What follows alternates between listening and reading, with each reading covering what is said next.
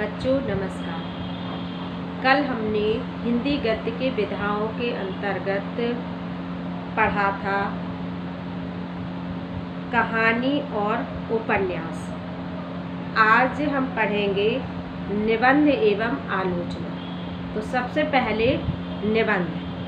निबंध उस रचना को कहते हैं जिसमें लेखक किसी विषय पर अपने विचारों की स्वतंत्र और स्वच्छंद रूप से अभिव्यक्ति प्रत्यक्ष रूप से करता है।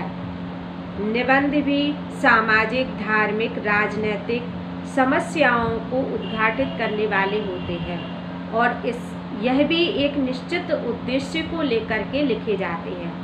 इसमें समाज चूँकि परिवर्तनशील, जैसे जैसे विज्ञान की उन्नति होती है वैसे ही समाज में भी परिवर्तन आता है। समाज के लोगों की मानसिक दशा, रहन सहन, वेशभूषा एवं लिखने का तरीका भी बदलता है। नई जीवन शैली का उद्घाटन होता है और निबंध जैसे जो लिखने बैठता है किसी एक घटना को ले लेता है और उसे स्वतंत्र रूप से उसमें अपनी मन की भावनाओं को प्रकट करता है जिससे समाज और देश लाभान्वित हो सके। इसमें निबंध 4 प्रकार के होते हैं: वर्णनात्मक, विवरणात्मक, विचारात्मक एवं भावनात्मक।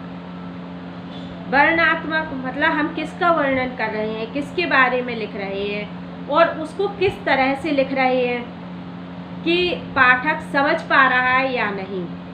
विचार और भावनात्मक के अंतर्गत आते हैं कि व्यक्ति या विद्वान जो लिख रहा है वह अपनी भावनाओं से अभिभूत होकर के अपने विचारों को स्वतंत्र रूप से व्यक्त करता है।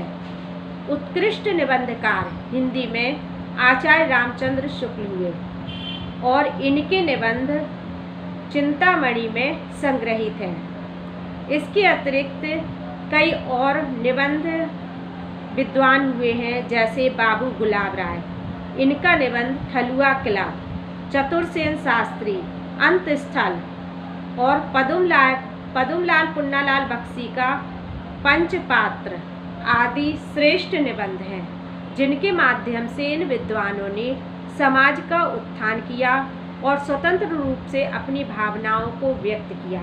इसी प्रकार हम भी जब सामाजिक, राजनैतिक, धार्मिक या किसी भी समस्या को देखते हैं तो उससे संबंधित उसकी रूपरेखा बनाते हैं।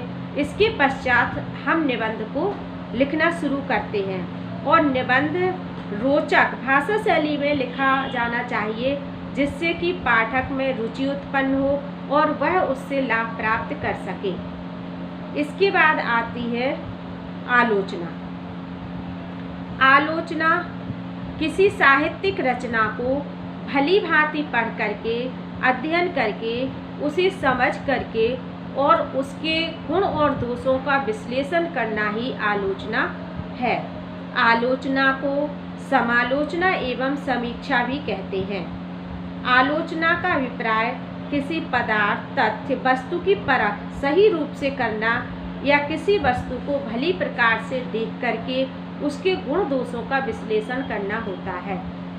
यही बात यहाँ पर भी लागू होती है कि वैज्ञानिक प्रगति के साथ साथ हमारे देश की मनोदशा भी बदलने लगती है, मनुष्यों के विचार बदलने लगते हैं और कल जो निर्देश हमारे लिए आवश्यक थे उनका महत्व था, हो सकता है आज वो नियम हमारे लिए आवश्यक ना हो या उनमें कुछ परिवर्तन होना आवश्यक हो जिससे कि देश और समाज की भलाई हो सके।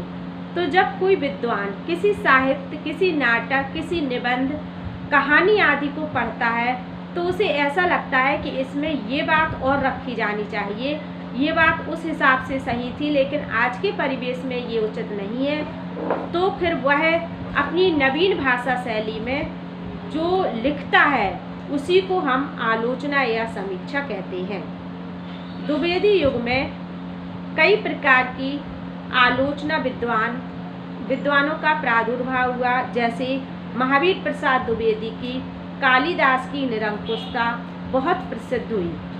मिश्र बंधु का हिंदी नवरत्न, पद्म सिंह शर्मा का बिहारी सतसई की भूमिका, श्याम सुंदर दास का साहित्यालोचन रूपक रहस्य, पदुमलाल पुन्नालाल बख्शी का विश्व साहित्य, आचार्य रामचंद्र शुक्ल का हिंदी साहित्य का इतिहास, जायसी ग्रंथावली की भूमिका, गोस्वामी तुलसीदास, सूरदास आदि। इस प्रकार से आलोचना भी हिंदी गद्य की एक महत्वपूर्ण विधा है।